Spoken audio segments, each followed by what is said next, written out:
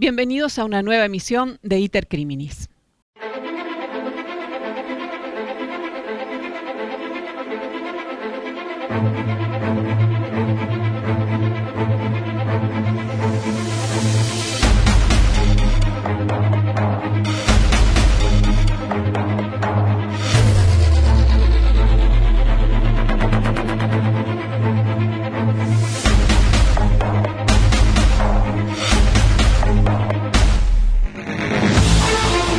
Hoy vamos a hablar de un caso que tiene que ver con el delito de abuso sexual y en este caso es cometido a una menor de edad por parte de su padre biológico.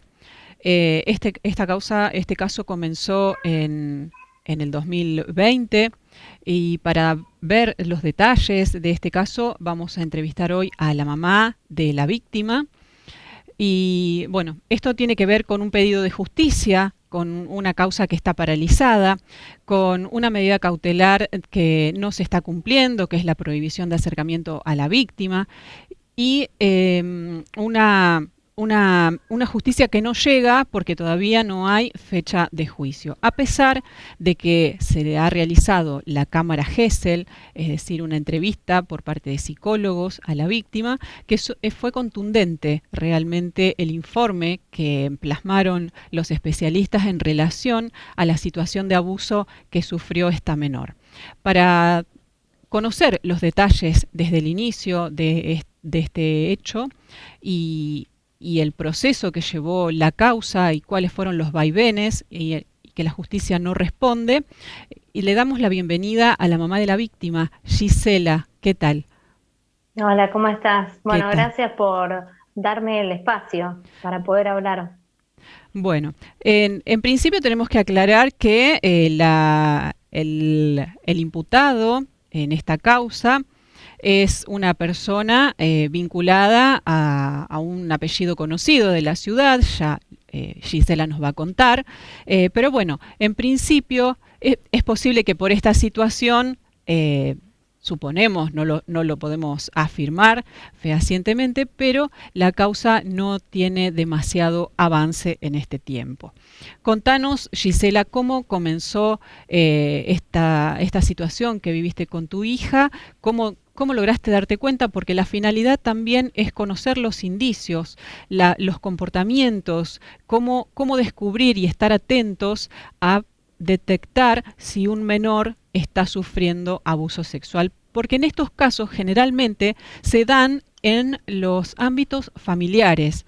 Por lo tanto, es importante estar atentos al comportamiento de los menores de edad para saber y poder terminar con esta situación, como lo hizo en este caso Gisela. Te escuchamos. Bueno, yo hice la denuncia el 27 de febrero de 2020.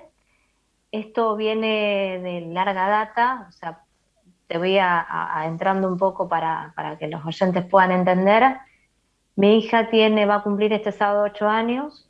Yo estaba estaba de novia en su momento hace 5 años con Guillermo Nahuel Banega, como dijiste, un apellido reconocido, que es primo hermano de un jugador, bueno, que ya muchos conocen.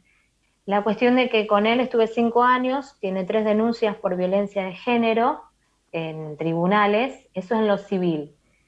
Yo me separo de él, me voy a vivir a la casa de mis abuelos y ahí empiezo a notar, o sea, esto en el 2016 me separo. Yo tenía un régimen de visitas y, bueno, que él veía a la nena. En su momento, mi familia, como no todas las familias cooperan, me dijo que lo mejor era que él la siga viendo porque era su padre. Yo quiero recalcar algo. Hay algo que se llama, hay un artículo muy importante de una periodista amiga, Nale Cincin de España, que habla que el maltratador nunca es buen padre. O sea, eso hay que recalcarlo porque a veces pensamos que seguimos con el vínculo del padre y generalmente, como vos decís, los abusos son intrafamiliares y siempre se genera esto. Yo empecé en el 2017 a notar actitudes, pero no le di atención. Uno piensa, pueden ser berrinches, uno siempre trata de que el vínculo con su padre no no se rompa, más allá de que uno sufrió violencia de género, ella lo vio desde los 2 años, entonces como que, y aparte uno tiene que ir a un psicólogo, a trabajar eso, es como que la víctima termina haciendo todo un proceso de reconstrucción y no se da cuenta de ciertas cosas. Las actitudes que yo vi que fueron puntuales en el 2019, porque como te decía, uno trata de que siga con el vínculo con el padre, fueron de cambios repentinos. Por ejemplo, En la nena vos notaste comportamientos extraños que hasta ese momento no sí, había tenido y los notabas puntualmente cuando volvía de estar con el papá. exacto, eran por ejemplo, de los puntos más importantes, era un retroceso en cuestiones, por ejemplo, ella a los 3 años ya hablaba, no hablaba mucho, no sabía bañarse, no sabía ir al baño, cosas que ya sabía antes, y actitudes del padre hacia ella. Por ejemplo, decía, sos mi novia, sos mi amor, jugaban a los novios. Eso me lo hacía delante mío cuando, por ejemplo, teníamos que ir al pediatra, que yo siempre lo citaba para que él esté presente, y empecé como, viste, esa sensación, como te decía ayer, Sí, esa intuición de algo está fallando acá, claro. algo no me gusta. Ella no se despertaba a las noches, tenía pesadillas, hacía pichí en la cama. Estamos hablando de una de 6 años, en su momento de 7, que ahora cumple 8, entonces no era normal. Actitudes de berrinches, pero de unos desenfrenados, y hubo tres, que yo te comenté ayer, hubo 2 momentos cuando ella cumplió 6 años, eh, fuimos a un bar, le pedí al padre que pasara para que la saludara, y él la quiere, estábamos tomando un café, él la quiere sentar arriba de él, de las rodillas, y ella inmediatamente se corre. Esa fue una imagen tan clara que me quedó, que yo dije, algo está pasando. Bueno, yo no mencioné que después de que me separé de él me casé, tuve un hijo, ahora estoy embarazada entrando a los 9 meses, hice mi vida, pude trabajar de periodista, o sea que estas cosas no son menores porque uno se va dando cuenta y se va relacionando con gente que te va diciendo acá hay algo no está bien. Un día prendo la radio y escucho un programa, en 2019, escucho un programa que hablaban de abuso. No sé por qué, mi hija se estaba bañando, y pregunto si el padre la tocaba abajo, no tan directo. No me preguntes por qué, pero fue algo que me llevó, y ella con total naturaleza me dice, sí, me hace esto, esto, esto y esto. Imagínate mi cara. Sí, Porque uno terrible. no lo quiere aceptar, Claro. vamos a ser sinceros, Nunca, uno no lo quiere claro, aceptar. no pensás que puede pasar eso. Padre a No. hija, nunca, uno piensa que jamás puede pasar, pero bueno, lamentablemente sucede y Y bastante. entonces decidí, digo, ir a tribunales, y esto que también quiero recalcar, que en tribunales no todo por más que uno piense que hay jueces, hay abogados, que la justicia es gratuita, lamentablemente me han dicho en el juzgado número 4 de familia, el secretario de la jueza, cuando le conté esta situación que está, le hice una denuncia el 27 de febrero de 2020, hice una denuncia penal en el centro territorial, Ujú. yo no estaba asesorada por ninguna abogada. O sea, yo me fui manejando como me decían mis amigos periodistas y colegas. Imagínate que una situación así uno quiere Claro. empezar a hacer algo, pero tampoco querés. Y me dijo el secretario de la jueza, bueno, pero no fue violada, fue manoseada, tocada nada más. No, Estamos sí, hablando de gente que realmente. trabaja Sí, sí, y donde vos ya tenés que ir y encontrar una respuesta, digamos, acorde a la situación, lo minimizan de esta manera, tan, digamos, como una criatura tan chiquita, el padre, semejante acto aberrante y demás, y minimizarlo de esta manera realmente es un golpe terrible, además de la sí, situación que ya venís viviendo. exacto. Pues de ahí me fui directamente a hablar con organizaciones, que me contactó con Claudia Berberi, que se hizo muy amiga, que ella tiene una organización de mujeres, y le pedí urgente que me ayudaran, porque a todo esto, cuando se hace la denuncia penal, se pide prohibición de acercamiento, porque evidentemente yo tenía miedo, bueno, empiezan a llamarme supuestamente una abogada de él a mí, para preguntarme de la nena, de esto, del otro. Es como el hostigamiento de parte del otro lado, ¿no? Ujú. Yo inmediatamente la llevo, me recomiendan llevarla a un psicólogo, a una psicóloga especialista en abusos, porque no hay psicólogo especialista, y aparte vamos a hablar de esto, los psicólogos están siendo atacados, porque cuando hacen los informes están siendo atacados porque, no sé, dicen que algunos no le creen, otros sí, pero es terrible el camino, como vos dijiste, de lo que tuve que pasar y lo que tengo que pasar, y lo puedo hablar porque soy periodista, porque hay muchas mujeres, compañeras, que lamentablemente están en situaciones parecidas donde no le dan bolilla. La llevé a la psicóloga, tuve 3 sesiones con la psicóloga sola, después tuvo la nena, porque yo quería saber si era cierto o no era cierto. En mi cabeza estuve un mes negándolo, y sí, ella me dijo que era así, que los datos y es más, te pasé el informe de la Sí, psicóloga, que son es muy contundente. contundentes. Sí, No hay forma de que ella inventara, porque no sé, la mentira en el tiempo se cae, pero ella claro. no, o sea, lo decía muy bien todo. Bueno, me costó mucho porque en ese momento justo empezaron, fue como una bomba. Mi hija quiso, agarraba los cuchillos, se tiraba, quería tirarse por la escalera, lloraba, gritaba. Todo el proceso el efecto, por así decirlo, las consecuencias del abuso empiezan a darse, y a veces terrible. O sea, Claro, por supuesto. ella se golpeaba hacia ella, entonces fue un punto donde yo no sabía cómo actuar. Fue un quiebre a ella, a mí, a la familia, y a todo esto yo logro contactar con mi abogado Matías Deodati, que le pido por favor que me represente porque yo estaba eh, así desesperada. Obviamente es un abogado particular, porque también hay que aclarar esto, lamentablemente uno se termina endeudando Claro. porque la justicia es lenta, y donde, gracias al abogado que nos representa, pudo hablar con ese momento el fiscal, que es secretario de la fiscal Argüelles, que ahora se jubiló, para poder que la causa avance. O sea, fue todo muy rápido. Fue la Ujú. denuncia penal, después fue la audiencia imputativa, que fue el 14 de julio de 2020, donde ahí Exacto. él, Él, asesorado sí. por su abogado, que su abogado, no tengo el nombre ahora, pero sé que es conocido porque estuvo en la época de López, de Newells, y que es el del ambiente, que por lo que se hizo un abogado sin escrúpulos. La cuestión de que lo prepararon, porque obviamente él ahí dijo que yo cometía, porque no te había mencionado, cometía violencia de género hacia él, donde las denuncias no están, o sea, no es que yo no cometí violencia de género hacia él, pero empezó a hacer todo lo que el famoso librito hacen las personas estas, que es, Claro. me metió una denuncia por maltrato hacia mi hija, después de que yo le hice una denuncia, o sea, eso fue Es decir, desestimado, él te denunció a vos por maltrato hacia la nena hacia la nena y hacia y hacia él. él también.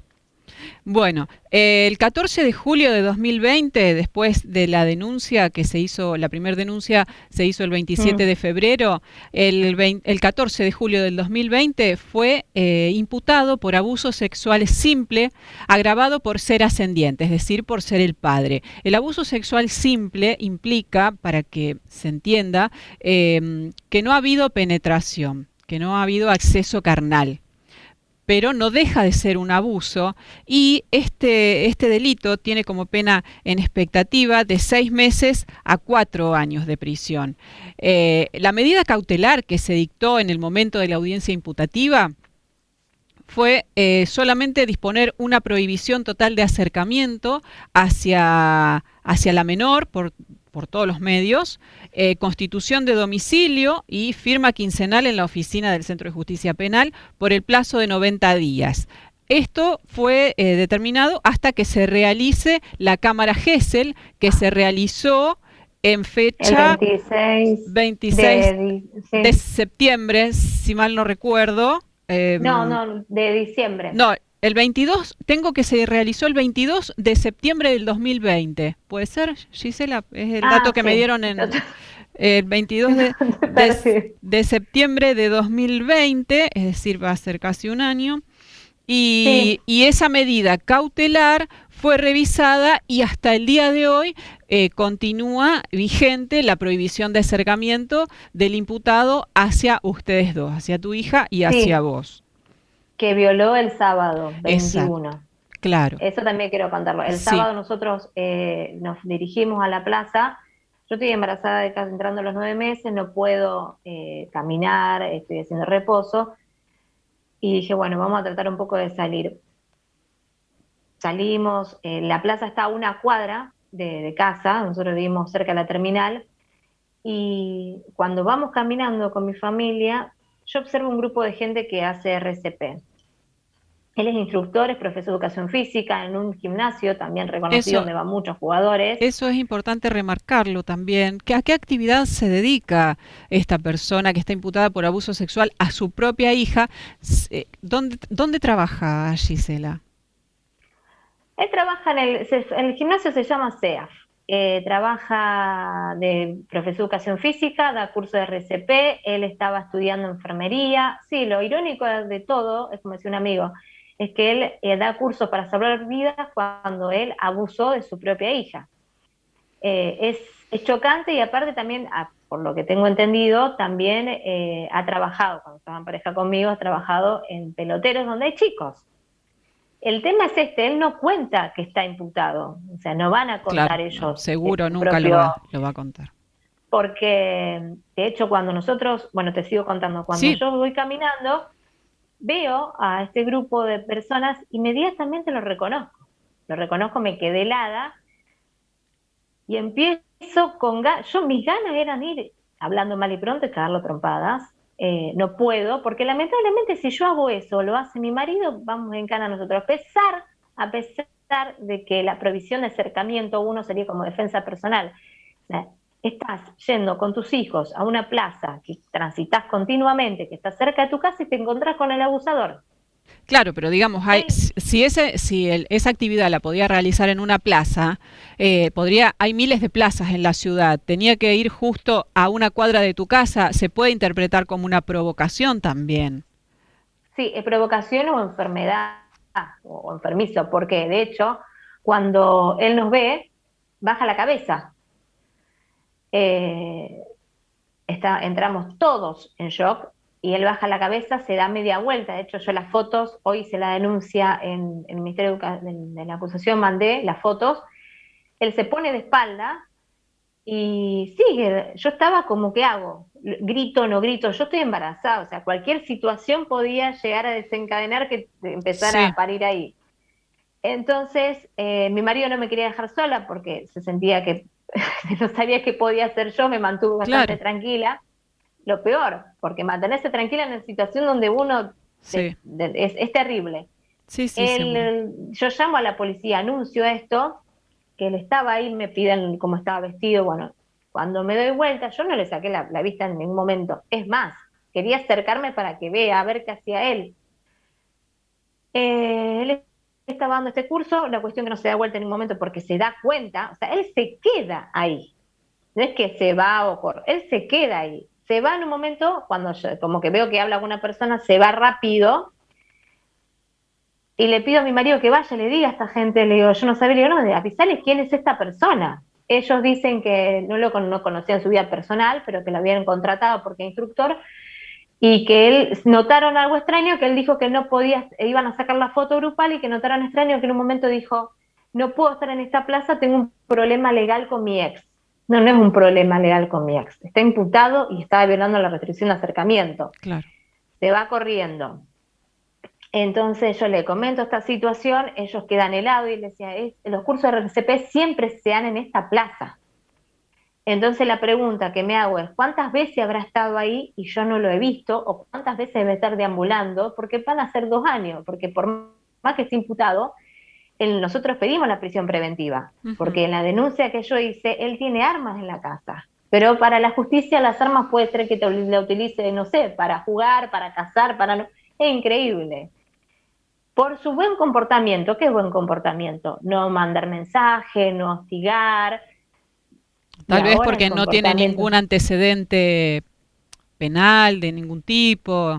Eso puede puede ser, considerarse también buen comportamiento.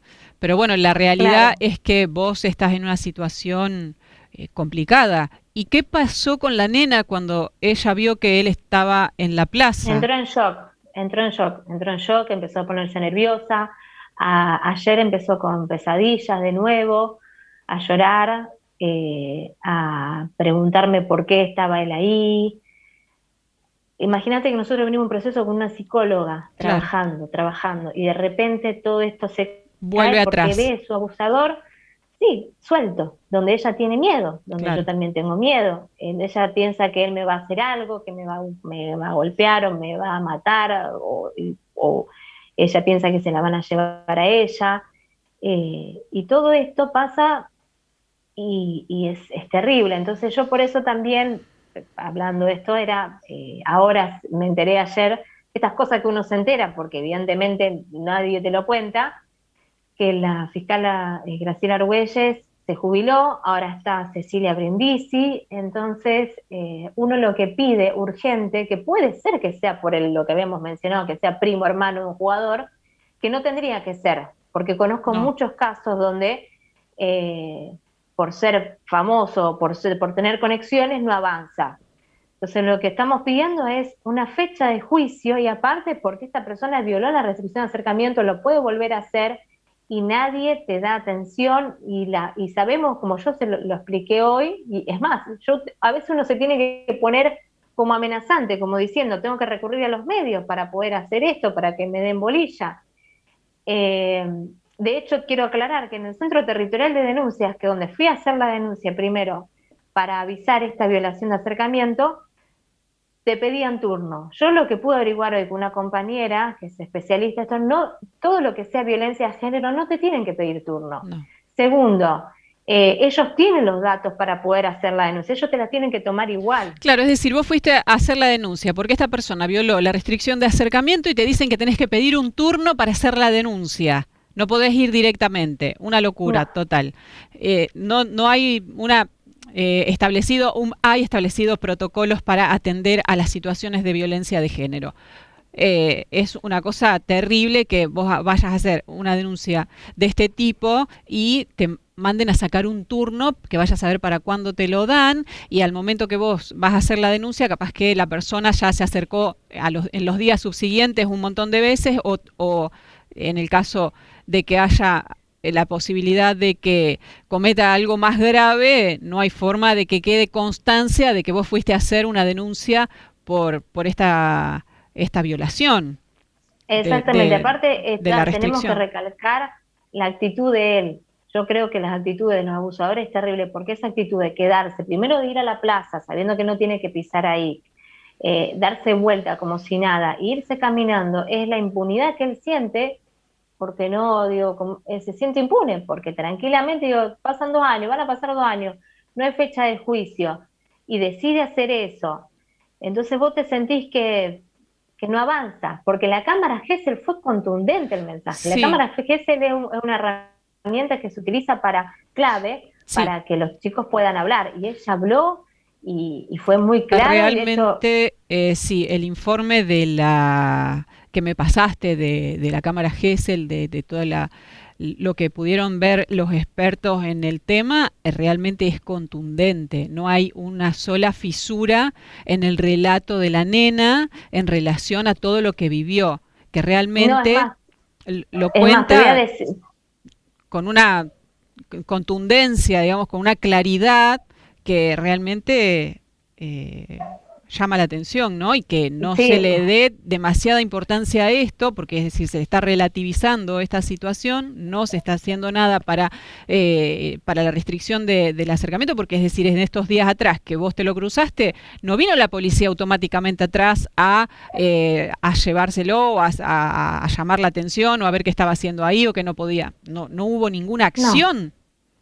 no la hay tampoco, porque lamentablemente uno a veces termina yendo a tribunales para no ir a la comisaría porque no están preparados, porque te ningunean, porque siempre la madre es la culpable o siempre... Es terrible cómo termina uno convirtiéndose, eh, ¿viste? De la víctima a victimario, es terrible. Bueno, una de las cosas que te quería recalcar de la Cámara Sí, Gesell es que como muchos, como estaba ellos cuando fueron, fue obviamente su abogado, contrataron una psicóloga, y fue clave 2 palabras que mi hija dijo, porque generalmente tratan de desestimar a las madres, a las criaturas, y le preguntaron qué pensaban de la pandemia, y ella dijo claramente que la pandemia, y anunció todo lo que pasaba, y dijo 2 palabras que fuera pandemia, y fue otra palabra que no me acuerdo, que fue clave, pero fue clave para que se dieran cuenta de que mi hija no estaba hablando un discurso o nada por el estilo contundente, es más, sorprendió,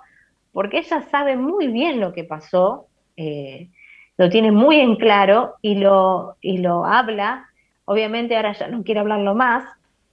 Claro, seguro, porque es revivir toda esa situación cada Es vez una que lo tiene que revictimización de la contar. víctima, entonces es terrible.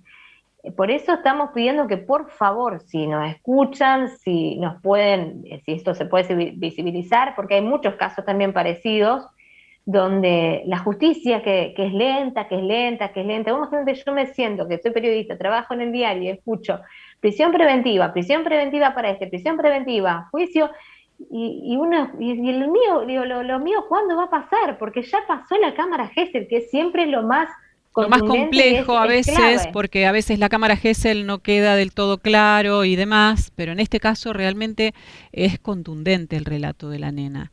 Y bueno, debería acelerarse, porque ya cuando a veces los juicios tardan un poco porque en general se tarda en recolectar las pruebas, las evidencias, en reunir toda lo necesario para que el juicio después no se caiga, ¿no? Pero en este caso no hay ningún tipo de fisura, no falta nada para demostrar que el delito que se le imputa a esta persona es realmente lo que ocurrió y lo demuestra la prueba de la cámara Gesell, que es realmente sorprendente cómo el relato tiene una coherencia en todas las entrevistas que tuvo la nena con los profesionales. Exactamente, exactamente. Así que estamos ahora, es más, yo le pedí a mi abogado porque yo lo llamaba y le preguntaba y él iba y iba, no, y no, no hay fecha, no hay fecha, no hay fecha, no hay fecha, hasta que pasó lo de la violación de restricción de tratamiento y dije, basta, hasta acá llegué. Porque yo, es más, hasta pensamos mudarnos nosotros a un pueblo y digo, ¿por qué siempre uno se tiene que estar escapando? Y esta gente circulando así nomás. Igual me dijo el abogado, aclaro, por más que vos estés en la plaza de tu casa, por más que vos estés en el centro y te lo cruces, él tiene que irse, no puede quedarse ahí. Él se hizo, hablando mal y pronto, el sota, se dio vuelta con total impunidad. Entonces, eso es lo peor. Y de hecho, la gente esta del grupo de RCP me decía, pero no entendemos, es que tratar de entender a una persona que es enferma, no, enferma no, porque No, sería, si hablamos de enfermo sería como, no, es una persona que sabe muy bien lo que está haciendo. sí. Él, cuando, yo supongo, si te tomaste un colectivo y fuiste a la plaza donde no tenías que ir y vos sabías que te podías encontrar, o sea, sabía todo. O sea, él, Claro, la persona ahí calcula. ya hay cierto rasgo perverso, ¿no? De la personalidad que pareciera estar en constante provocación y vaya a saber cuántas veces estuvo en la zona de tu casa y vos no lo viste y vos tranquila pensando que se cumplía la restricción de acercamiento. Exacto. Esto es para revisar también en muchos casos de violencia de género, porque con un papel, yo no le voy a poner el papel enfrente al violento y lo voy a frenar para lo que esté determinado a hacer. Por lo tanto, estas personas que tienen estas actitudes y que tienen restricción de acercamiento, debiera existir otro mecanismo de control para poder evitar estas situaciones, ¿no? Que la víctima tenga que volver a pasar por una situación tan terrible, sobre todo tratándose en este caso de una nena tan pequeña y de haber sufrido desde tan chiquita a tan corta edad esta situación. Así que bueno, el pedido, Gisela, es para que se aceleren los tiempos y se fije fecha de juicio de una vez por Y se todas. pide, sí, y se pide previsión preventiva también, Y vos porque pedís la por más que prisión preventiva. sí, exactamente. Sí, porque estamos hablando de alguien que totalmente se maneja con impunidad y donde, como decís vos, con un papel no pasa nada. ¿Y cuántas mujeres han muerto y las denuncias con provisión de acercamiento, con el botón de pánico? Entonces no No, está, no se puede vivir así.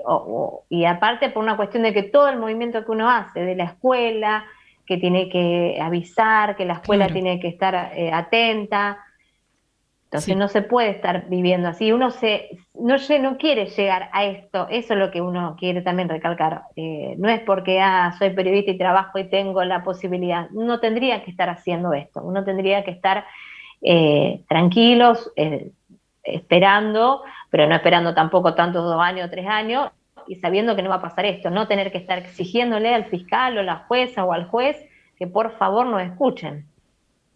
Bueno, ahí quedó el pedido. Gisela, no sé si tenés algo más para agregar. Realmente el caso es estremecedor y no queremos pensar, ¿no?, que esto sucede porque esta persona tiene un apellido vinculado a otra persona conocida de la ciudad que ha tenido vínculos también, sabemos, con otras personalidades no muy gratas del ámbito local. Por lo tanto, imagino que el pedido, bueno, quedó hecho y no sé si querés agregar algo más para cerrar. Nada más agradecer y pedir por favor que cuando se hable de abuso infantil, cuando los fiscales empiecen a entender, por eso se pide tanto perspectiva de género, porque nadie tiene ni idea lo que es pasar, pero ni idea, y yo me contengo para no llorar, lo que es pasar cuando tu hijo o hija es abusado y el hostigamiento de la otra parte, como yo te explicaba ayer, que parte del abuelo de Lara, sube fotos a su Facebook, yo no lo tengo en contacto, pero me entero, donde está mi hija con su abusador, eh, el hostigamiento de que ellos digan, no pasó nada, ella inventa, que ande ambule, es terrible. O sea, la situación recién ahora estábamos pudiendo salir. Y ahora todo se cae de nuevo, obviamente ella sigue siendo con psicólogos, de por vida tiene que ir con psicólogos. Y sí, Entonces no porque estamos no hablando es algo de algo, simple sí, de no es algo que superar, se... no es algo que, bueno, uno dice, un tratamiento que te va a llevar X cantidad de tiempo, no sabes, puede pasar toda No, y su vida y no lo puedes superar. aparte de la revisión también estaría bueno poder hablar de esto de la revisión de la condena, ¿no? Eso que vos decías de los años, el abuso simple, porque no hay violación. No, no es simple. Acá no hay situaciones simples o estamos hablando de un daño en la infancia, de hablar cosas que uno no tendría que estar hablando. O sea, si bien uno tiene que hablar está bien que se dé la ESI en la escuela, pero me refiero a que uno no tendría que estar pasando esto y tener que llorar y noches y volver a pasar esto y volver a pasar esto y con total impunidad del otro lado, porque a veces la justicia te lleva a que uno, obviamente no lo voy a hacer, pero a veces uno piensa que me saldría más barato otra forma de solucionar porque no puedo seguir así. Entonces, es del relato como madre, es terrible y es una cuestión de que se visibilice que el daño que se hace a la criatura no es simple o simple, abuso así, que por favor se revea las condenas, porque también se piensa eso, sí, él sale, cumple condena, y después... Esa es otra cuestión también, ¿no? Que queda ahí en el aire flotando sin respuesta, porque pasan muchos casos, ¿no? Es sabido que, bueno, cada delito tiene una condena específica y que, bueno, no se puede condenar a una persona a más cantidad de años de la que establece la ley, pero lamentablemente sucede esto, ¿no? Cómo después se continúa, después de que la persona cumple la condena, sale, y en muchos casos de violencia de género sobre todo, se ha sabido que las personas salen y van y hacen lo que quedó pendiente antes de estar detenidos. Así que bueno, Gisela, te agradezco muchísimo tu testimonio, tu valentía por contar tu caso, sobre todo para visibilizar la problemática y para darle coraje a otras madres que estén en la misma situación para poder contar y bueno, llegar a tener justicia en estos casos. Así que bueno, No, gracias a vos. te agradezco Muchas gracias a muchísimo ustedes. y bueno, cualquier cosa seguimos en contacto. Muchas gracias, hasta luego. Adiós. Hasta aquí hemos llegado con una nueva emisión de Iter Criminis. El día de hoy, en este caso, fue bastante terrible, ¿no? Un caso que nos sensibiliza muchísimo por la situación de la víctima, de ser una niña tan pequeña y haber pasado por esta situación de abuso por parte nada más y nada menos que de su propio padre. Nos volvemos a encontrar en una nueva emisión de Iter Criminis. Hasta entonces, muchas gracias.